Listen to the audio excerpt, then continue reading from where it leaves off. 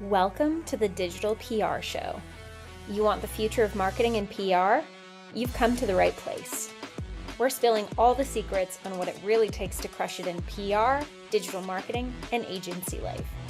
No jargon and no gatekeeping. Whether you're building a brand, scaling a biz, or just here for the hot takes, we've got you covered. Let's get digital. Hello and welcome to the Digital PR Show. I'm Vanessa Arrate with CIPR Communications. Today, I'm talking with Ryan O'Donnell and Christian Oldale about whether PR still matters in 2026. Spoiler, it does, but it might look a little different. So let's get started. So first question, I'm going to start off with you, Ryan. Why do people think PR is dead and why are they wrong? Good question. I would say AI is a big one because people are just searching up what they're looking for. If they have a question or they're looking for a product or an expert, they go looking for it. And I think they're wrong for the exact same reason, is that PR is how you get those messages out there. It's how you share what you're doing, how you put your expertise, your clients, or yourselves' own interests first. It's how you stand out in a sea of slop is actually a great term for it. It's like, how do you actually stand out in a sea of that? Because it's just like it's a minefield. It's a garbage dump right now of trying to sift through to find quality stuff. And I mean, people are getting better at reading and spotting AI language. We all know it isn't just blank, it's blank, and the M dashes, and we know those flags. More people are catching on to those. And so as organizations start to realize that they're going to get some feedback and pushback from, just putting, here's my new product, write a press release, send it out. They're going to start realizing they're not getting results. They're not getting meaningful impact, visibility, and it's also disingenuous to what they're doing. It just kind of turns, it's like you think, okay, let's say like my press release is this bottle of hot sauce. My release is, this is a brand new bottle of hot sauce. It's the best hot sauce in the world, which this is a very good hot sauce. And I spend all of my time and money making that the best bottle of hot sauce. But then I just decide to ask ChatGPT to write a press release and send it out there and then be disappointed or surprised when nobody buys my product. Well, there you go. It's because you thought that you were done when you put it all in the bottle. So I think, that it's funny. Like, one of the biggest issues is also one of the solutions. Just actually paying attention, actually working hard. Yeah. Chris, what do you think? What do you feel like? Do you have a similar take to Ryan and some of the garbage that he mentioned that's being thrown out there, or what are your thoughts? I think the important thing, I agree with everything Ryan said, but just the important part of making it so you stand out from this, you wade through the slop to come out victorious, is just the human element of it. Obviously, that's always, you can't just put a prompt in and say, hey, write me this, and then expect it to be good enough to send out. You need to have your trained mind to work within this and be like, okay, this needs to become off more authentic from our side. And that way it'll grab the attention of the people who receive, say, like a press release or a pitch or a thought leadership blog. We send out so many of those, but, our jobs wouldn't be so tough. It was literally just, hey, here it goes. Job done, clock out. I'm going to go sit on my couch and watch Netflix. We have to craft this to be the best that it can be. And that can't be done without our input. And it all comes down to that. And it's why it's important.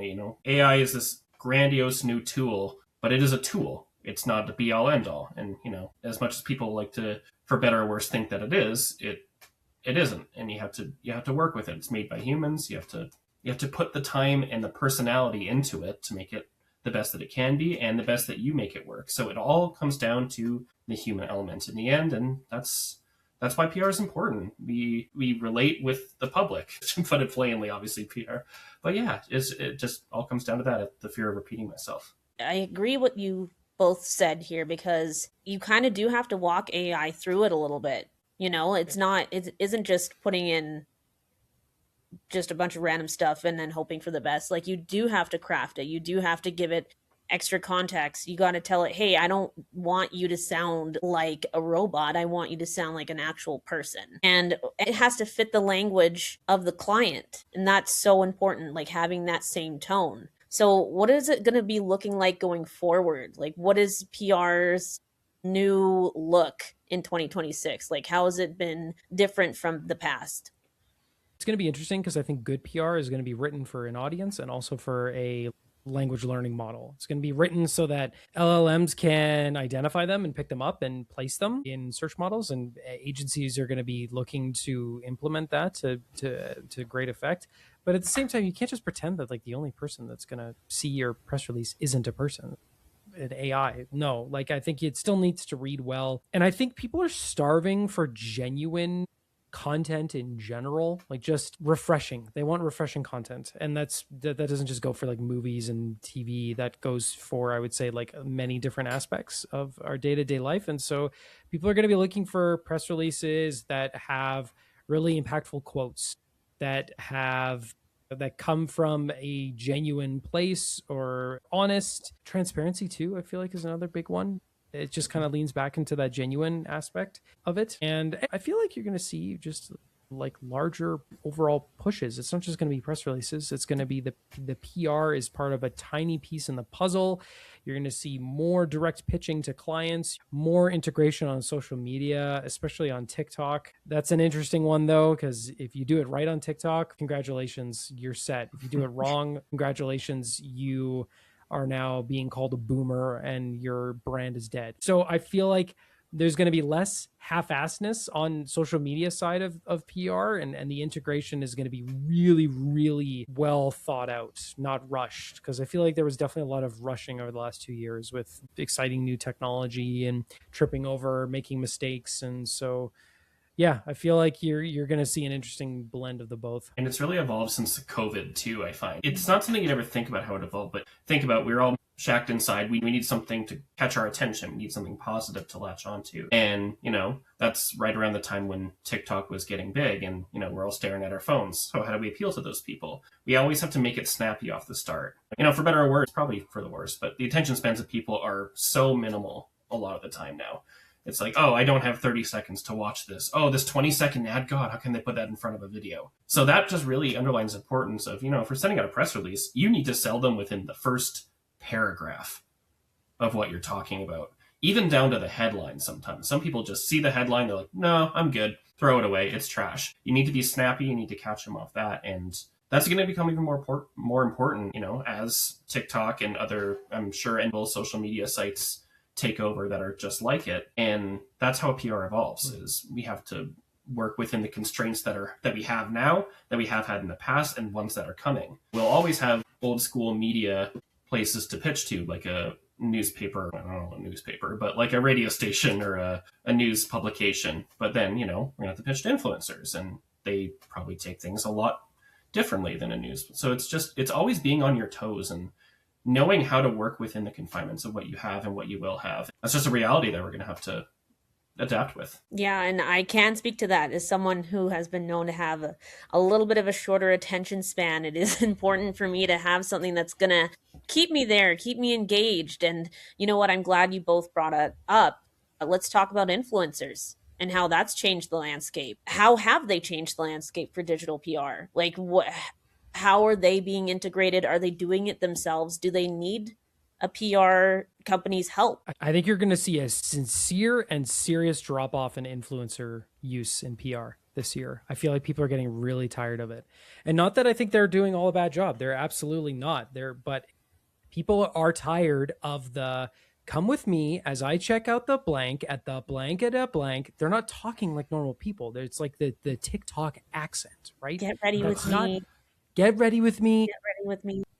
Have you guys? I literally just found this. Look at this. Yeah, those ones too. I literally just found this. Have you ever actually stopped and watched one of those ads? No, you just skip, right? I feel like people are getting really tired of that. And so influencers, you can never say that they're like a dying breed. You can never say they're going to go away tomorrow. Of course not. There's like forget his name, but the TikTok guy who just does like the reaction videos. He sold a company for $900 million. Wow. Right? Like the value behind influencers are still there, but I think you will see the ones who are doing it, like I would say this 2020 style, this old school way. It's funny to say old school for something that's 6 years ago. Their business is going to dry up because it's not converting. And then you'll see a different brand, a more honest, a more genuine, a more fun one. I think a great example I'll use is a guy I follow on TikTok who's a movie reviewer.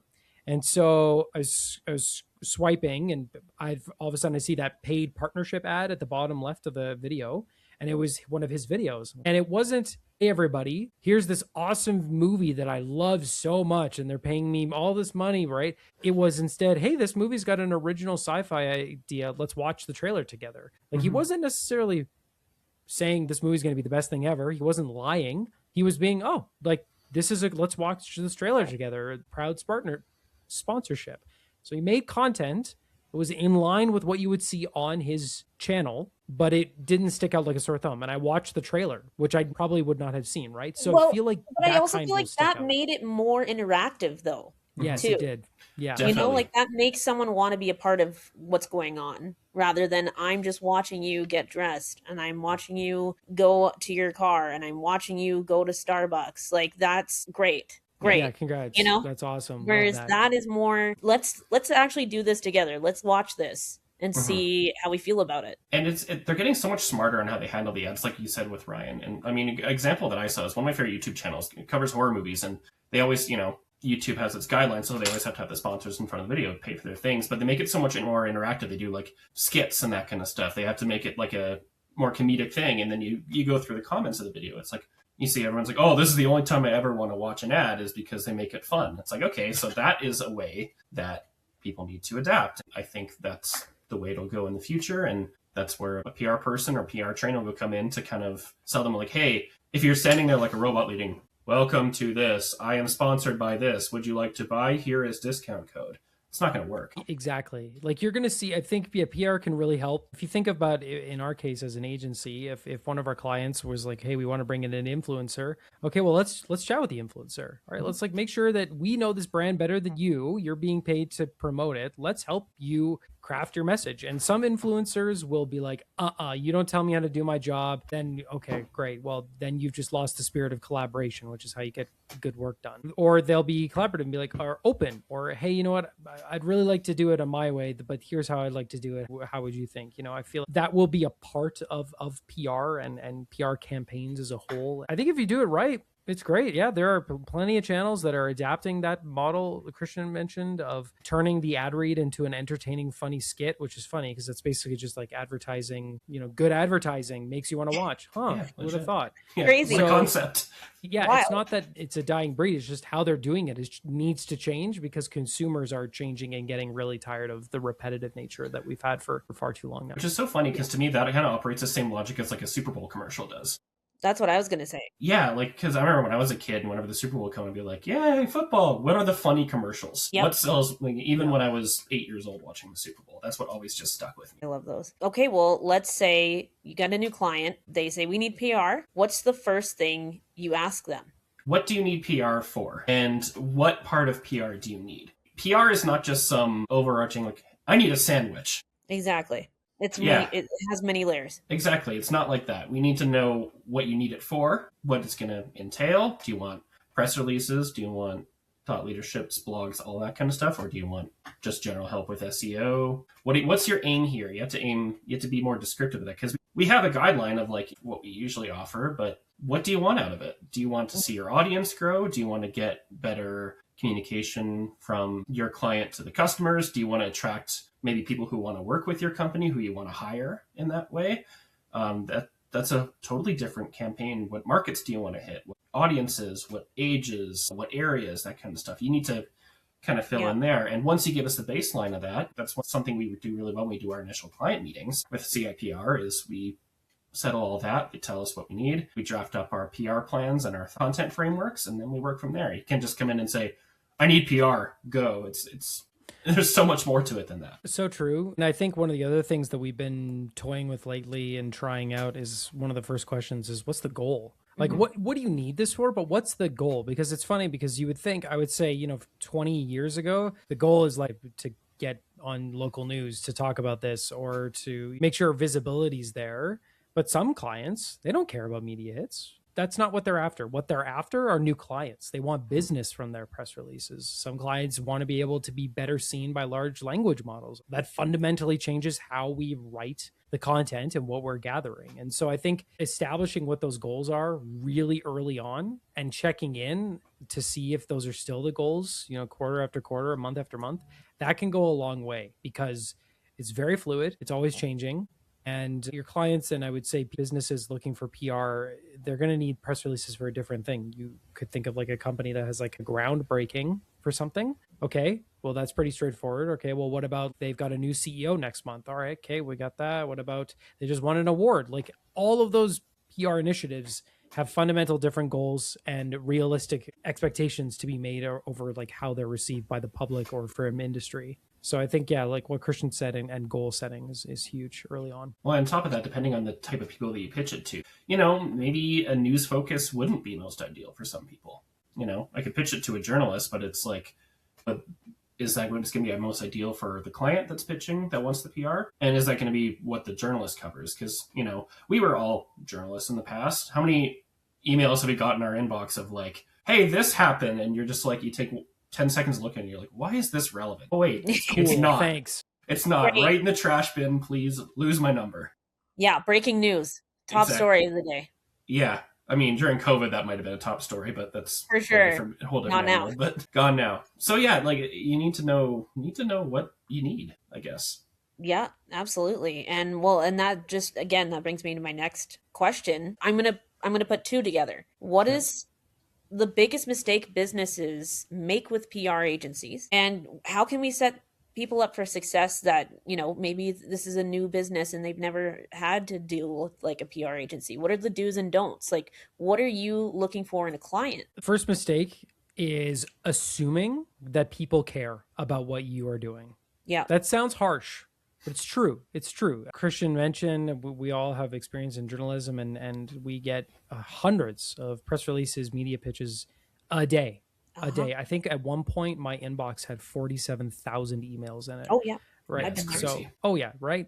And the reality is that maybe 1% of what we were given was good enough to look at the hosts of the shows we were working for and say, no, you should talk about this. Let's say if you are working for blue collar industry and you don't have like a massive new product to unveil, or you don't have like a huge achievement, you just want to promote what you're doing. That doesn't mean that you don't have a good story to tell. It just means that you have to work a little bit harder to find it. That's why you sit down with your client and you strategize with them. Okay, you're sitting down for a conversation like what we're having today. And then in that you find out, you're like, I didn't know that this was a family business. Okay, well, there you go. That just shot your chances up 50%. Oh, I didn't know that you actually closed during the pandemic and then, I don't know, you won the lottery and now you bought your business back and you're like, oh, wait a minute. Like sometimes you just have to go digging to find the story that's interesting because you never know. You never know how people are listening or reading to what you send them. The way they interpret it, the way they understand it, you will never know. So that's why you always have to go hunting for the right angle. And that's where PR agencies like us excel, is we find those stories. We find those angles for you and help you bring them to light by highlighting your team and your expertise. Yeah, PR specialists can make a mountain out of a molehill. If we see this little nugget, we can find this little nugget that would be seemingly irrelevant to most people who, don't have our training or just don't have as deep of an insight on it. We can take that, spin it, and balloon it out into a giant cloud that we can get so much out of. I mean, just echoing Ryan, that's why it's important. Yep, I couldn't agree more. And I mean, I was on the flip side, right? I was an editorial assistant. I was the one getting all of those emails, all of those pitches. And there was lots of them where I had to do what one of our former teachers used to say. Like, who cares? What is this? Like, is there something more to this than just a fun headline? Like, what's the actual meat of this? Can I use this? Sometimes even something niche, you put it out there, it's not as niche as you thought. Like, it has to be something, though, that you can connect to a wider audience. Like, why do I want other people to care about this? Why should they care as much as I do? So those are all such important points. So yeah, I'm glad you guys brought both of those up. One other thing I wanted to add too is that you don't always have to have like the news grabby story every month. There can be months where, okay, we could do a press release for it, but you know what? This is probably better suited as like a blog. Like, let's just highlight your team and, you know, do a different kind of push. Like, you don't have to hit the pavement the same way every single time. So being flexible and letting the experts guide you is a great way to ensure that you are moving in the right direction. At the risk of a dumb analogy, you got to take the cardboard box that's painted like a Ferrari and then find the engine and then find the brakes and turn it into a Ferrari. I love that. At risk of a dumb analogy, but in my head it works. I love that. No, but you're so right, Ryan. Like when I started my little reptile business, the news wasn't the right platform for that. You know what I mean? Like that's not the right place for it. Instead, I was making YouTube videos. I was doing posts on Instagram. I was trying to be interactive with my audience that way. Like it doesn't always have to be something like that. And when it does become relevant, hey, the Reptile Expo is coming to Calgary. That's something that they're going to want to cover. You know, there's a way to make it work when necessary, but you also don't need to force it every time. So what are the do's and don'ts? What would you tell a client? Like, let's set them up for success. What kind of things are you wanting them to bring to the table? What kind of things are you not wanting them to bring to the table? What is a PR nightmare? I think like Ryan, what you said is just don't assume that everyone cares right away. You need to work at it to start to build it up. Do's and don'ts, it's like don't come in and expect huge coverage right away. This is a process that takes time. We need to pitch this out. Say if we send out a pitch and someone gets back to us like, hey, this isn't what we would cover, but I know someone who might cover this now. And maybe we reach out to them and they're like, oh, we like this. Can we send this to our person? And that's how the web gradually grows. So it's a process that builds, and we need to be the ones to find what works for some people, what doesn't work for others. We need to fine tune that to create this engine that we're running and go from there. Ferrari. Yeah, this Ferrari. I didn't want to bring that up again because I was like, oh, that's so dumb. But yeah, it all is just a process. You need to inform us and we'll do the work, but we need to have it coming from the other side too of what you expect. And that's part of the do's and the don'ts, I guess. Do prepare us and don't expect a huge impact with nothing to give for it. Yeah. I'd also say don't assume everybody's out to get you. Mm-hmm.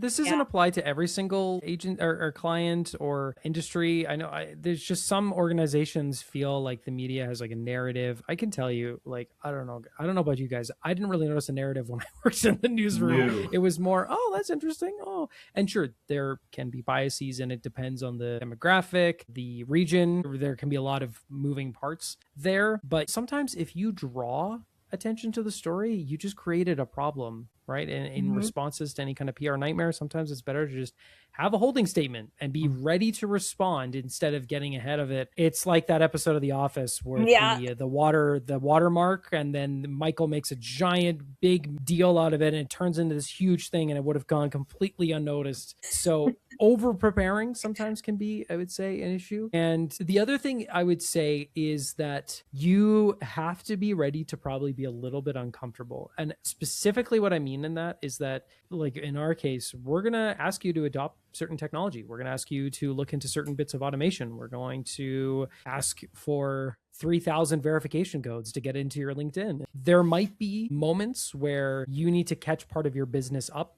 if you want to be successful in PR. And so I would suggest, one of the things I've really noticed is that the clients and the companies that succeed in PR are the ones that are constantly innovating and open to change and adaptation when needed, and are not too rigid. I've noticed that trend. Yeah, flexibility is key. If we want to... Flexibility. If something's not working, we can't just keep trying to jam the peg into the hole that doesn't fit.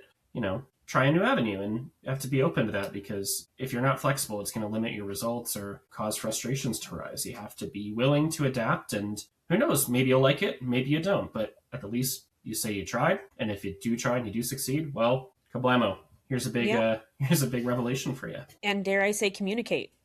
Dare I say, communicate, right? Like if it's not working for you, also voice that. Like, or if you're not understanding something, voice that. Have a direct line of communication between the two of you so you can actually work it out, collaborate, like Ryan mentioned, all of those things. Because I feel like although there's this team is obviously, it's great, and it's not just because the three of us are on it, but I don't know about you, but there was times even at the newsroom, like people weren't always communicating fully, and that kind of made things fall apart. Yeah, So you need to do that, right? Like that's the core of what we're supposed to be doing. So remember that and voice, hey, I don't understand what I'm doing. I don't know how to use this AI tool. Say that. Let them help you. That's why they're there. if you don't communicate, whether it's with our clients or even within our organization, if you don't Absolutely. communicate when something is not up to your standards or what you're hoping for, if you just leave it and say we keep pitching or doing a deliverable that same way, even though you're not a fan, then it just adds to the stockpile of, hey, I didn't like the way this worked. And then we have to backtrack way more time. We spent way more of your booked hours working on the stuff that it's like costs you more. And it's not a waste of our time, but we've done so much in a way that doesn't work. And now we have to reshuffle. And the mountain to reshuffle is this tall instead of, you could have told us right at the start and we could have had this much done. I don't know. I think that's just, like you said, communication is the most key. And we're not going to be offended if you say, hey, sorry, this isn't working. We need to retool. We don't know. We might be like, oh no, we really like this, but now we have to retool. But we're not going to be like outrightly offended if you tell us like, hey, I want to go a different direction. Please tell us. It's not going to work if both sides aren't in sync and we're both kind of questioning what we're doing. Just honest communication. It'll get you the best. Yeah, it'll get you the best results.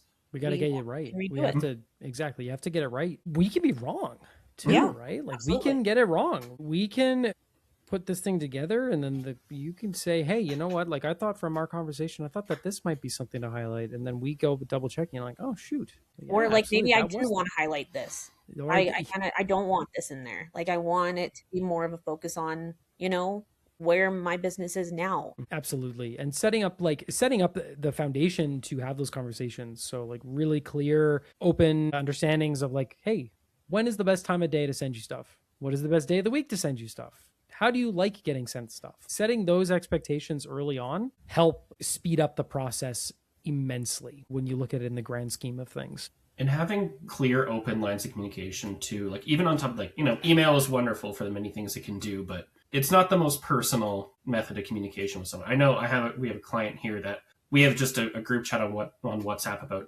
sending all the deliverables through there and just having, hey, this person wants to talk. Can you do this? And it's coming through text instead of an email, or you could send a call or a voice message all through there. It's just open yourselves up to multiple levels. And I don't know about you guys, it's so easy to get an email lost. But if if this thing rings and there's a vibration going on, just call I'm me, like, please. What's going on? I'm missing something. Seriously.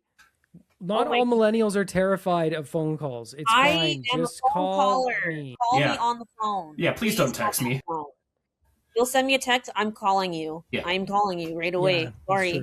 It's me. Hello, it's me. Okay. Yeah. We're going to wrap up, but I want to just touch on one other question because you basically answered what's one piece of advice for someone considering PR right now. I think you guys gave a lot of great tips and advice. But what I do want to ask then is how do you actually measure if PR is working? And I don't mean just, oh, this got more views or this got more likes. Like, how does it actually measure successfully? It is entirely dependent on what you want out of it. It's kind of what I mentioned at the beginning there with goals.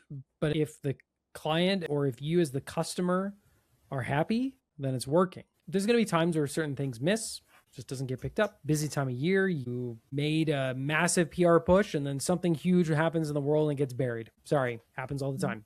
But if at the end of the day, the client feels satisfied with what their dollar is paying for and they can see some results, and it's up to you as the client to figure out what those results are, and it's up to you as the PR agency or the PR expert to make sure you're delivering on them, which is why that all loops back to the honest communication, clarity. It all comes into play in huge ways. So I think those are key measures of success, and you know it when you feel it. You can tell when things are going well, and it could be a media hit. It could be a huge podcast lift. It could be a press release getting picked up on a big website. It could be all manner of things, but you know it, and it feels really good when you get a good hit. I agree with you fully, Ryan. That is kind of basically what I was going to say. The word that came to mind when you asked me the question, Vanessa, is just the harmony. You find the harmony between the client, yourself, and the media, and whoever you're pitching it to. Whenever there's the harmony, everyone's in sync, that's when the juices start flowing, when you realize there's success coming,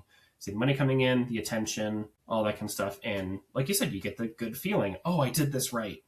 This press release, I sent it out and I got 2 people calling me within 45 minutes wanting to set up an interview. It's a cathartic feeling. I've never been a business owner who's pitching my services out to a client before, but I'm sure it would be the exact same way. You get that, hey, people are noticing me. People are recognizing the good work that I'm doing. It's making all the struggles and the troubles that I've had to go through to get to where I am work. And if you can create that harmony, it makes the product better. And it's a satisfying feeling for, yes, I got this done, but it's like, I made the right choice of coming into this business of PR, and I'm helping people, I'm helping myself, and things are nice. And you know what? You know what doesn't hurt? A 5-star review. Oh, You know? Yes.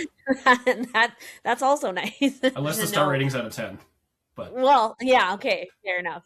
But I think that covers it, guys. And thank you so much for taking time out of your day to join me. It was great, you know, like this is awesome getting to do this with friends and also just great people to work with. So with that, thank you so much, gentlemen. Pleasure. Thank you, And Vanessa. thank you guys for just, like sharing your wisdom on this. And I think a lot of people can benefit from giving this a listen. So please do listen in. Well, there you have it. That's a wrap on this episode of the Digital PR Show, where the future is digital and so are we. Make sure you subscribe or catch us on socials at CIPR Comms or on the web at CIPRcommunications.com. Talk soon.